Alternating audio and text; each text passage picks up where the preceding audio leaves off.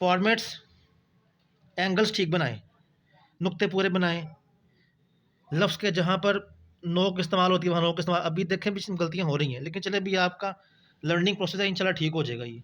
Learning में तो सब ऐसे ही सीखते हैं। जी बेटा जी, फातिमा खान माशाल्लाह, लेफ्ट हैंड वेरी गुड।